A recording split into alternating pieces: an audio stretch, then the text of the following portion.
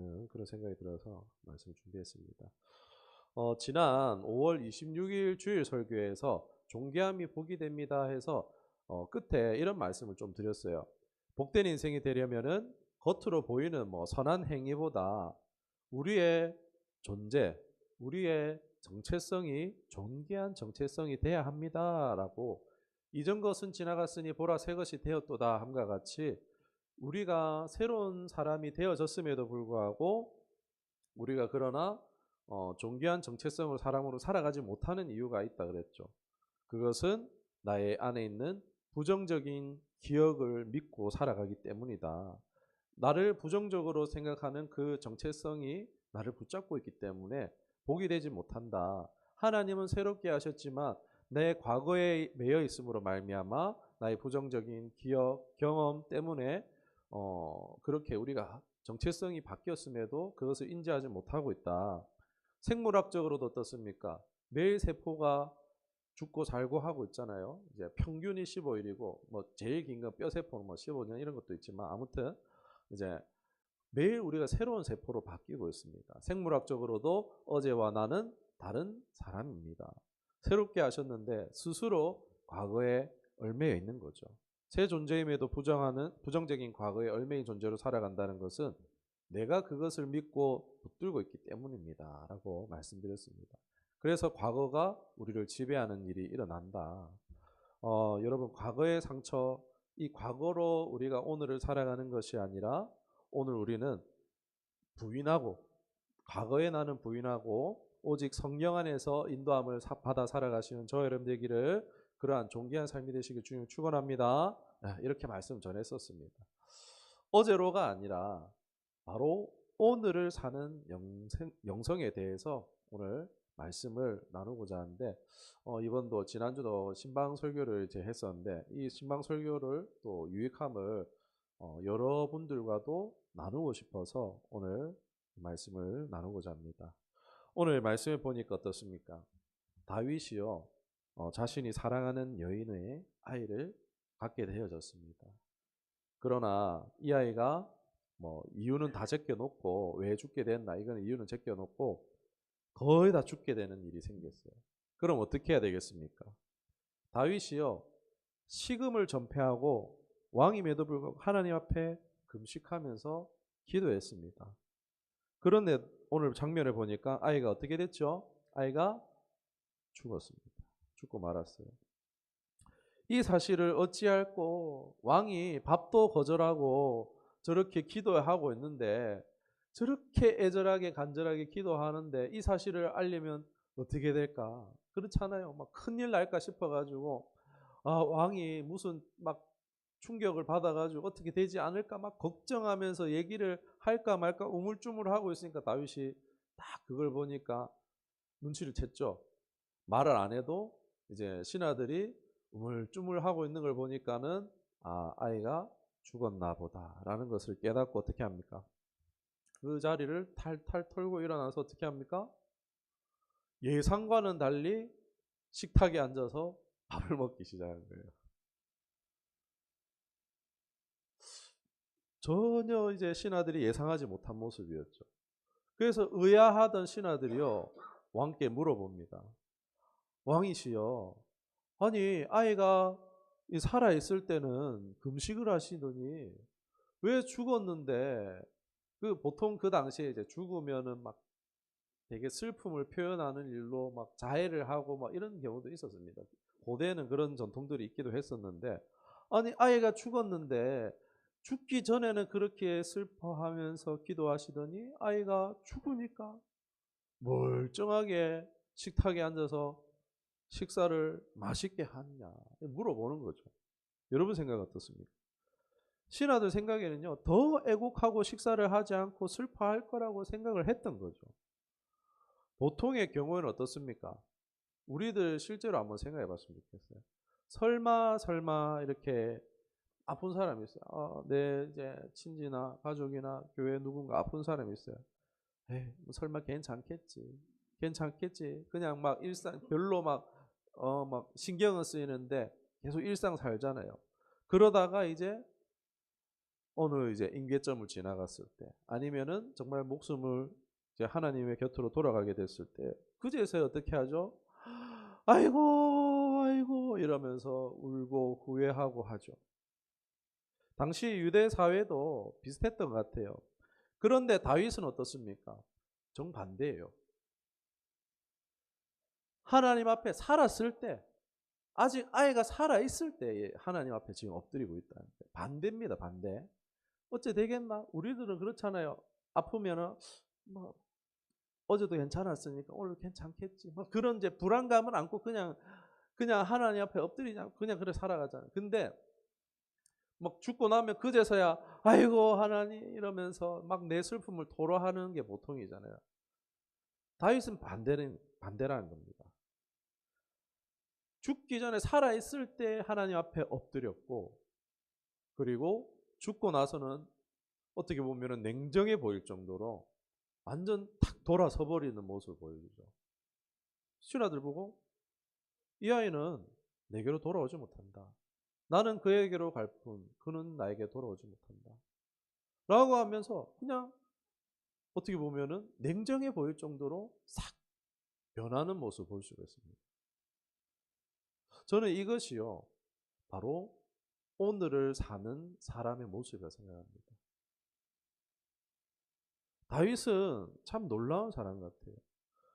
어떻게 보면 냉정하기 그지없어 보이지만 참으로 명쾌하기도 합니다. 사람이 죽고 사는 일의 주권이 어떻습니까? 하나님께 있으니까 하나님 앞에 엎드리는 거예요. 오늘 아직 살아 있으니까 살리실 수 있는 분은 하나님이시니까 그때는 식음을 전폐하고 하나님께만 엎드리는 거예요. 그런데 이제 죽었으니까 이제 하나님을 통해 위로받으면 되기 때문이라는 믿음이 다윗에게는 있었던 거예요.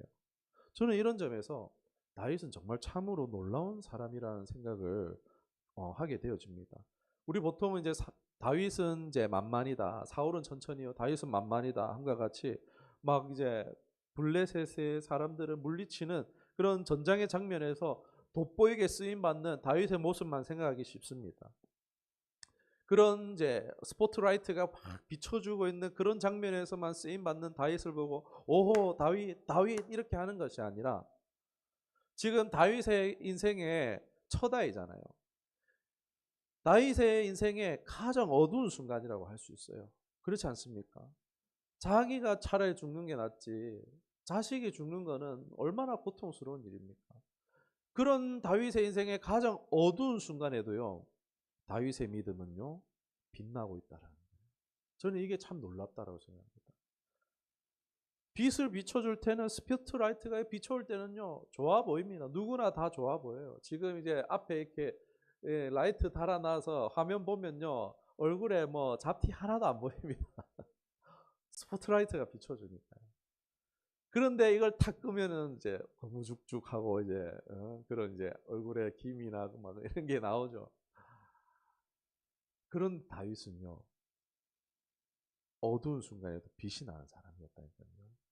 그의 믿음이 바로 오늘을 살아가는 현실에 뿌리박은 믿음의 사람이었다라는 거예요.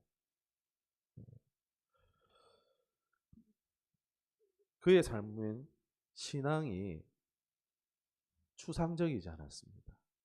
그가 오늘 이렇게 할 수 있었던 이유는요, 현실과 상황에 믿음이요 완전 결합되어 있었다. 그것이 중요합니다. 우리는 믿음하면요 추상적으로 생각할 때가 많아요.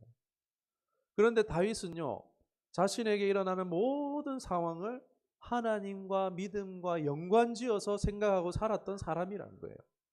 우리 이게 약해요. 믿음 따로 내 삶 따로 구분 짓는 경우가 너무 많은데 다윗은 그렇지 않다는 거예요. 다윗은 현실과 믿음이 같이 가고 있는 사람이에요. 다윗의 현실에는요 믿음이 그 가운데 핵심처럼 코어처럼 자리 잡고 있었던 사람이라는 거예요. 우리는 구분 짓잖아요. 이게 동그라미 시간표가 있으면 이제 거기에 이제 신앙 요만큼, 이제 취미생활 요만큼, 내 먹고 사는 요만큼 이런 식으로 구분 짓고 있지만 다윗은 그렇지 않았다는 거예요. 정 가운데 믿음을 가지고 있었던 사람이라는 거예요.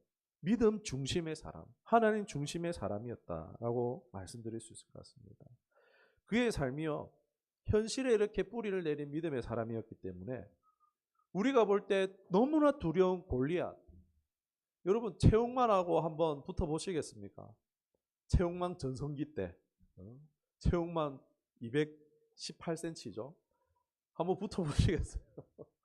천정에 닿겠는데. 여러분 더 크잖아요. 267cm입니까? 골리앗이?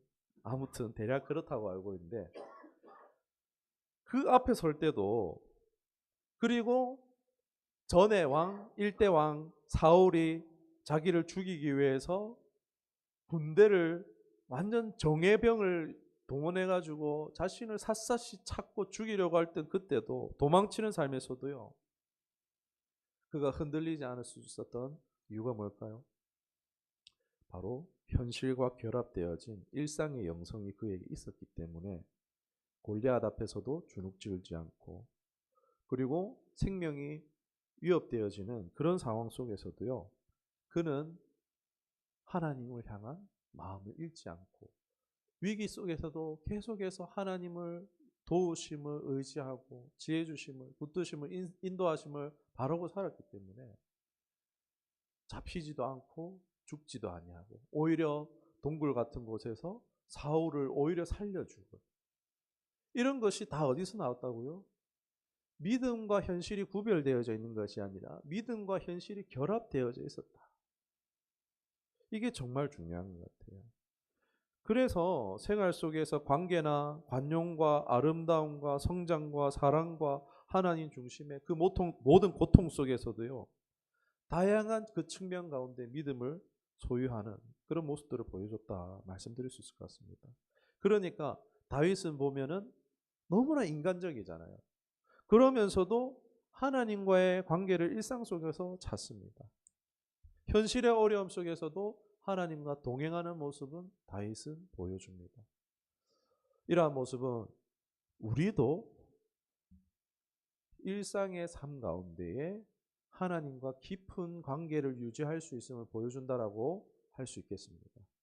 현실의 문제와 도전 속에서도 신앙 따로 삶 따로가 아니라 그런 어려운 도전과 문제 속에서도 신앙으로 살아내고 하나님의 뜻을 찾으며 살아갈 수 있는 강력한 예시가 바로 이 다윗의 모습.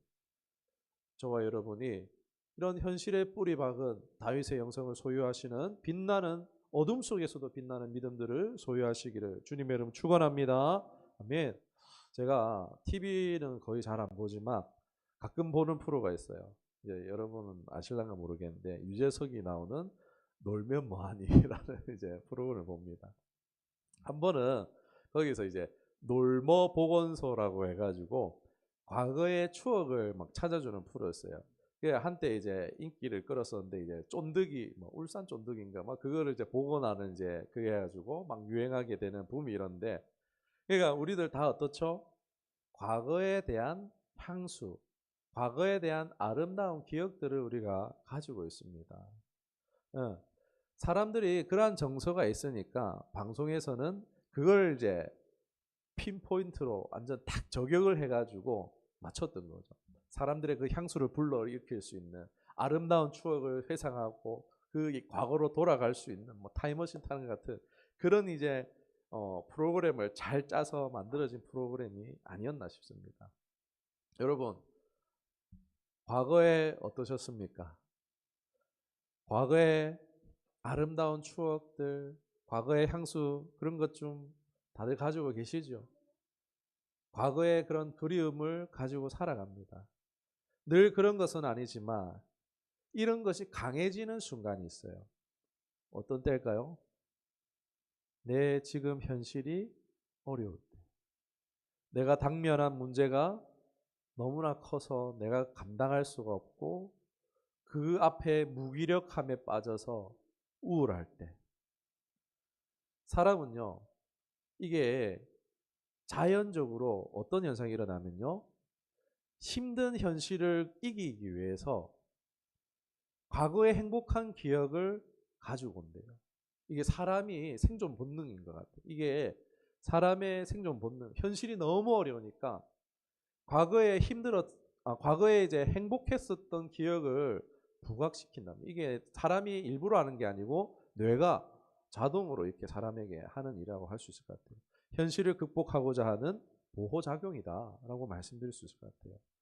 어릴 적 완벽했었던 여름방학의 추억, 뭔가 풋풋했었던 첫사랑의 기억과 같은 그런 것들을 우리가 간직하고 있어요. 그런데 정직하게 얘기해서 과거가 정확합니까? 그 과거가 미화되어 있는 경우가 많다는 것입니다. 당시 현실이 그렇지 않았는데 가족들하고 옛날 얘기하다 보면은 나는 너무 막 좋았다 얘기했는데 그때 아닌데 막 이러면서 끔찍했는데 막 이러면서 그렇지 않았는데 하면서 다르게 기억하는 거예요. 저 아내하고 막 이제 막 얘기해 보면요. 막 이랬는데 아닌데 당신은 기억을 잘 못하는 것 같아 이러면서 달라요, 여러분. 진짜 달라요. 오늘 이제 한번 이제 뭐 부모님이든 부부든 형제든 한번 얘기해 보십시오. 과거 얘기 한번 해보십시오. 같은지 다른지. 다릅니다, 여러분. 포인트가 달라요. 시각이나 뭐 달라요. 아무튼 간에 과거는 미화되어져 있는 경우가 많다. 어. 첫사랑도 여러분 그때는 너무 예뻐 보였는데 실제로 막 그 첫사랑 다시 그때 사진을 꺼내 보면요 못생겼어요. 진짜 그래요. 현실이 그렇지 않다라는 거예요. 가족 이것이 이제 공식적인 용어는 아닙니다. 아직 사전에 채택된 용어는 아닌데 이런 말이 있어요. 로즈 컬러드 글래스 신드롬에서 이제 장밋빛 안경 증후군이라는 언어가 있고 이제 비슷하게는 노스텔지어 향수병이란 말이 있습니다. 과거를 아름답게 기억하는 미화해서 기억하는 이제 용어인데 이게 현재의 어려움이나 스트레스가 심할 때 어떻게 될까요? 더 강해지는 거예요. 그런데 역효과가 있어요. 이게 현실을 버티는 데 도움은 될지 모르지만 역효과가 있는데 과거로 이제 지나 보내야 되는데 어떻게 되죠? 과거를 계속해서 현실로 가져오고 과거를 부풀리는 거예요. 과거를 이상화하고 현재의 문제는 계속 크게 더 보게 되어지는 문제에 빠질 수 있다는 겁니다. 제가 이런 사람이었어요. 굉장히 과거 지향적인 사람이었어요. 제가 이래가지고 내가 정말 힘들었습니다. 같이 사는 사람이 정말 힘들었어요. 과거 지향적인 사람. 진짜 옆에 과거 지향적인 사람 있으면 피곤합니다, 여러분. 과거를 미화시킬 때요. 현실이 계속 악몽이 되는 거예요. 옛날에 이랬는데 이러면서요. 계속 현실을 부정적으로 보는 거예요, 이 사람은요. 옛날에 이랬는데, 이러면서 계속 부정적으로 만드는 거예요. 그러니까 현실이 계속 본인도 그렇고 같이 함께 하는 사람도 현실을 악몽으로 만들어 버린 것입니다. 새로운 기회를 기대하지만 과거에 이거를 붙잡고 있으니까 비워내지 못함으로 새로운 기회에도 어떻게 되죠? 소홀하게 되고 놓치게 되는 일들이 일어난다는 것입니다. 과거에 대한 실패에 대한 죄책감이 자신의 발목을 잡고 미련과 추억이란 것이 인생의 길목을 막거나 발목을 잡아 뒤흔들기도 한다는 것입니다. 저에게는 이런 과거가 있습니다. 그래서 이런 고통을 겪어 마땅해 하면서 스스로를 굉장히 자학하기도 했어요. 여러분 그렇지 않습니까? 나 같은 것은 이런 꼴 당해도 싸. 이런 자신의 음성을 들어본 적이 있지 않으십니까? 내 안에서 너는 이런 꼴 당해도 싸. 너는 망해도 돼. 너는 이렇게 핍박당하고 고난 중에 살아도 당연한 거야. 네가 과거에 어떻게 살았는데. 이런 음성을 저는 제 안에서 들어봤어요. 그러면서 제 자신을 뺨을 때리고 벌을 주고 그러면서 자학하게 됐어요. 그런데 이게 뭐냐? 과거의 노예로 살아가는 모습이라는 것입니다. 그 피해는 고스란히 자신의 몫이라는 거예요. 이러한 성향은 언제나 함께하고 있는 아내를 힘들게 만들었습니다. 아프게 했어요. 저는 좀 심하게 과거 지향적이었어요. 심리학자들은요, 과거로 떠나려고 하는 우리를 자제하는 것이 중요하다고 말합니다. 과거는 과장하지만 않는다면요, 미화시키지만 않는다면요, 우리에게 매우 소중한 선물이다라고 말합니다. 사랑하는 여러분, 우리의 하나님은 과거의 하나님이 아니라 오늘 살아계시는 하나님이신 줄 믿습니다. 여러분, 그 해결책이 뭘까요? 과거로부터 매여서 현실에 어려움을 당하고 그 현실 가운데 새로운 기회들을 자꾸만 놓치고 용기 내지 못하게 하는 이 과거로부터 벗어나는 비결이 무엇이겠습니까? 바로 망각이라는 것이라 할 수 있겠습니다. 이사야서에 보면 이런 말씀이 있어요. 너희는 옛것을 기억하지 말라. 보라, 내가 새 일을 행하리니 이제 나타날 것이라. 너희가 그것을 알지 못하겠느냐. 이사야 43장 18절 19절 말씀입니다. 아멘. 여러분, 과거에서 우리가 자유해야지 새로운 축복을 잡을 수도 있는 줄 믿습니다. 아무리 아름답고 좋은 추억이라 할지라도, 또는 슬픔과 아픔이라 할지라도요, 충분히 아파하고 슬퍼할 수도 있지만 그것이 계속 길어져서 거기에 우리가 머물러져 있으면 우리의 오늘이 곤란하다는 것입니다.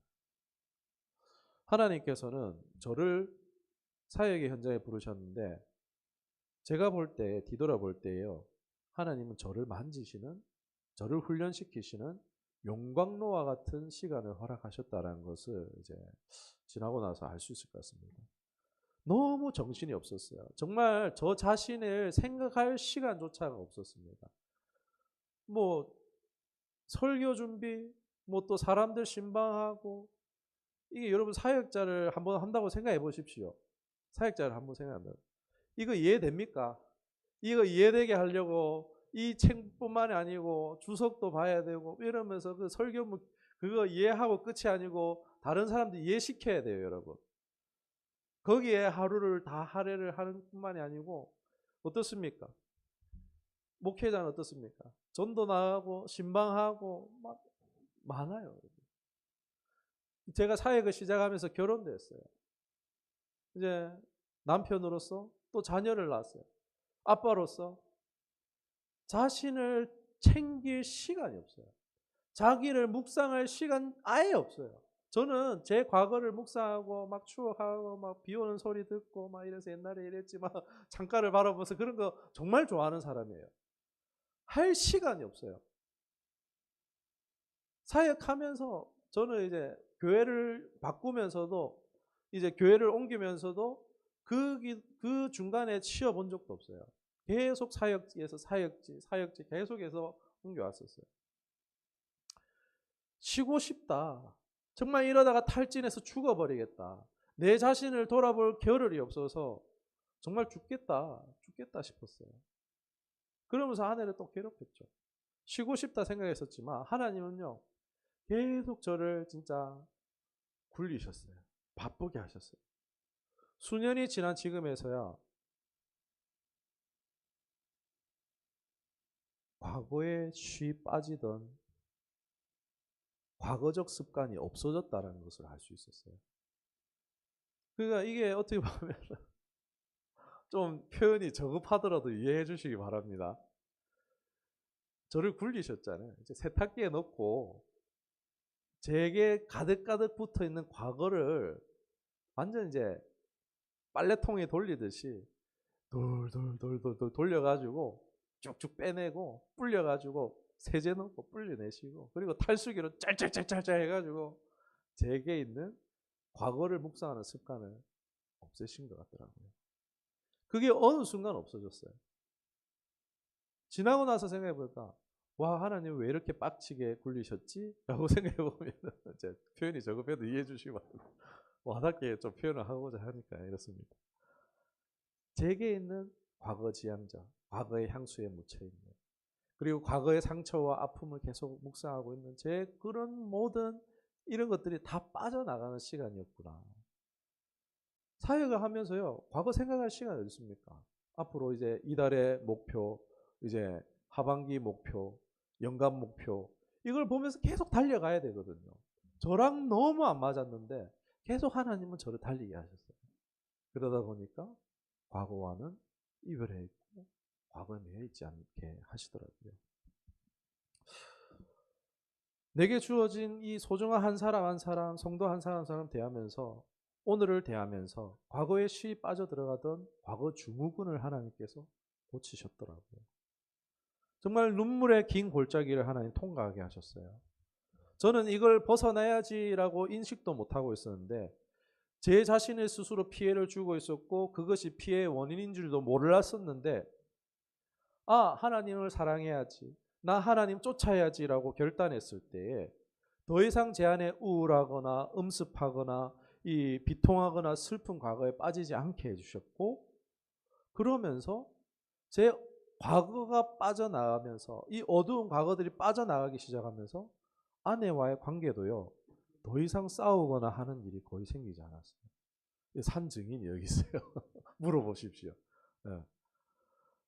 이게 과거가 빠져나가니까요. 오늘 현실에 있는 상대방이 중요한 거예요. 오늘 이 사람이 어떻게 살았는지 중요한 거예요. 오늘 내가 어떻게 살았는지 그걸 공유한 게 중요한 거예요. 과거에 어땠는지가 중요한 게 아니라.